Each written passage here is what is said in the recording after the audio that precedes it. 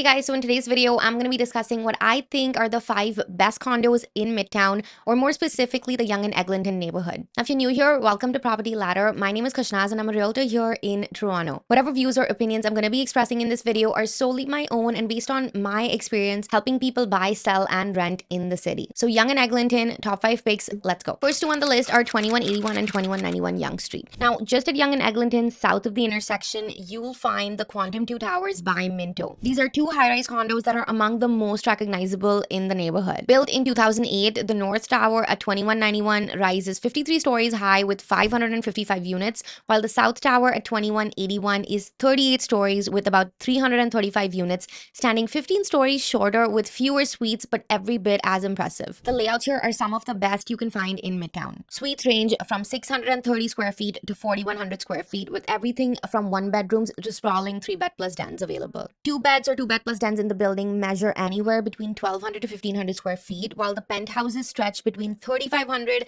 and 4200 square feet on the upper floors. Both towers offer some serious variety when it comes to their units and floor plans. Now, amenities here include everything that you could like, from a gym, a concierge, a party room, movie theater, indoor pool, saunas, guest suites, and outdoor rooftops with barbecues. Condo fees in the buildings are 72 cents a foot covering heat, and units here trade at about $870 a foot, which is great value considering the size and quality of the units available. And what I love most is everything rolled into one.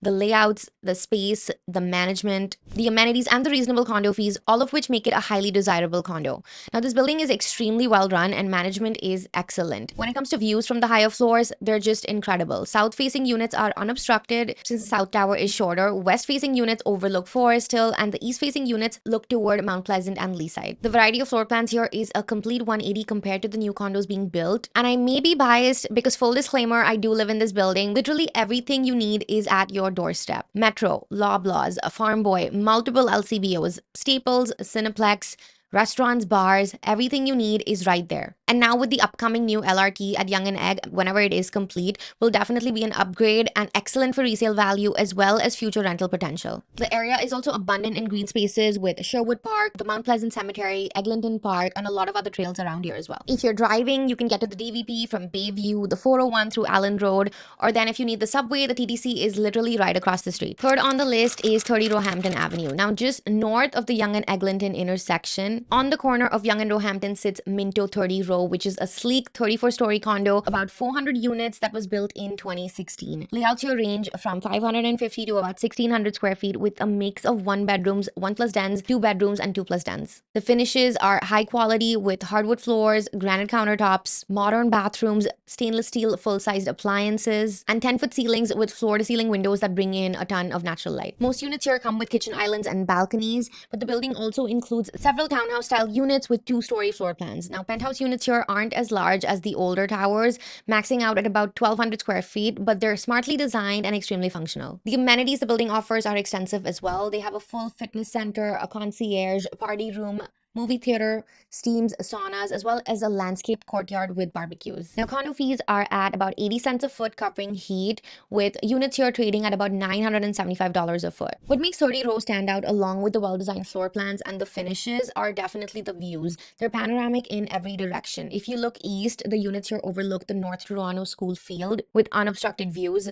North-facing units capture the uptown skyline and residential pockets, while the west-facing views overlook tree-lined streets with detached and semi-detached homes. Now, inside, the layouts feel modern, balanced, and high ceilings elevate the sense of space. It's a well-run building. It's relatively newer with excellent rental demand, high resale value. Location-wise, your steps to everything that I mentioned before: parks, groceries, shops, bars, and the subway again right at your doorstep. So fourth on this list, we have 89 Dunfield Avenue. Now, let's go just a couple streets east of the Yonge and Egg intersection at Dunfield and Eglinton, which is where you'll find the Madison, which was built in 2016 by the Madison Group. It's a large 26-story tower with about 700 units and was designed by the same team of architects that was behind the TIFF Bell Lightbox downtown. Units here range from 450 to about 1200 square feet, offering everything from studios to 3 bedrooms. As a relatively newer build, units here cap out at around 1200 square feet, but the layouts are modern and efficient with floor-to-ceiling windows, open concept layouts, stainless steel appliances, and contemporary finishes. The Madison really shines in its amenities. They have a well-equipped gym, a concierge, party room, an indoor pool, steams, saunas, a rooftop deck with barbecues, as well as a fabulous outdoor terrace with cabanas and a fire pit, which is something I haven't seen in any other condo. The condo fees are at about 91 cents a foot, covering heat, water, and AC, and units here on average tend to trade at just under $1,000 a foot. The floor plans are kind of cookie cutter, but extremely functional, with kitchen islands in every unit, full-sized appliances, as well as designated kitchen and living areas,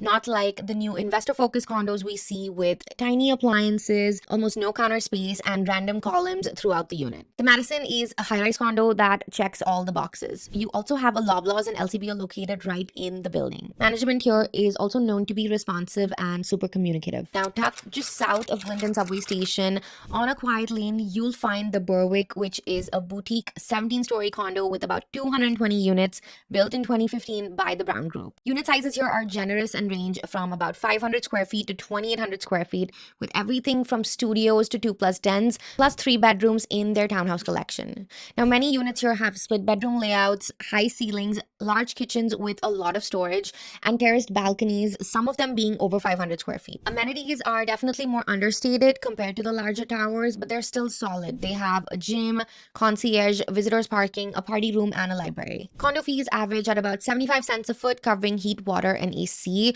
with units here trading at an average of about $920 a foot. What I love is the boutique condo vibe of the building, more so because of the overwhelming number of high-rise condos concentrated in this area. The south-facing units overlook the greenery of Chaplin Estates and Forest Hill, and on a clear day, you can actually see all the way to the CN Tower and lake. It feels boutique, quiet, and well-managed, with strict non-smoking policies as well as low turnover. Many units rarely hit the market because of rent control and long-term owners who simply don't leave. It's cozy, it's low-key, but still very functional. You also have a Farm Boy and Staples right down the street, and the subway steps away from you. While the amenities aren't flashy, the building is incredibly well-managed, offering a peaceful retreat just away from the hustle and bustle of Yonge and Egg. Last on the list is the Republic. Now, just a short walk east of Yonge and north of Eglinton, you'll find the Republic, which is Tridell's twin tower community made up of the North Tower at 25 Broadway and the South Tower at 70 Roehampton Avenue. Built in 2010, the towers rise about 25 and 27 stories with 175 and 280 units, offering a solid mix of layouts from 650 square feet all the way to 3,500 square feet. You'll get everything from 1-bedrooms to large 3-bedroom plus den penthouses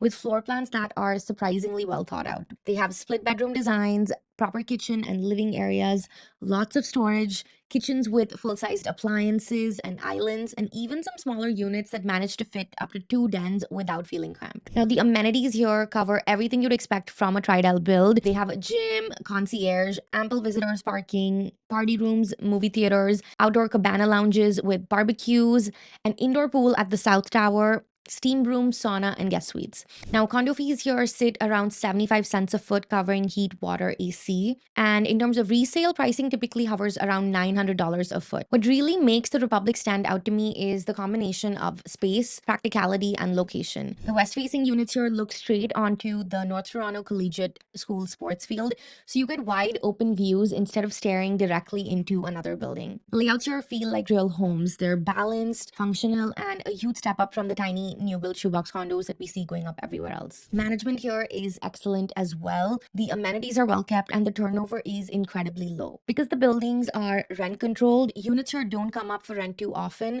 and the owners of the condos here move in and tend to stay for a long time as well. The streets itself are quiet, but you're literally minutes from Yonge Street, which has the Metro, LCBO, Shoppers, Rexall, you name it, and they have it. And of course, we also have a long list of cafes and great restaurants around the neighborhood like Stock, La Vecchia, Biplos, Impact Kitchen, Pie, and the very popular neighborhood bar Rose and Crown. The buildings are tucked just far away from the hustle to feel residential, but close enough that everything you need is right there. After the Quantum Towers, the Republic is definitely my second favorite on the list. Alright, so these were my top 5 picks for condos in Midtown, or more specifically the Yonge and Eglinton neighborhood. If there are any other areas you'd like me to cover, comment below and subscribe to my channel, hit the notification bell so you don't miss videos just like this. Thanks again for tuning in. I'll see you in the next one.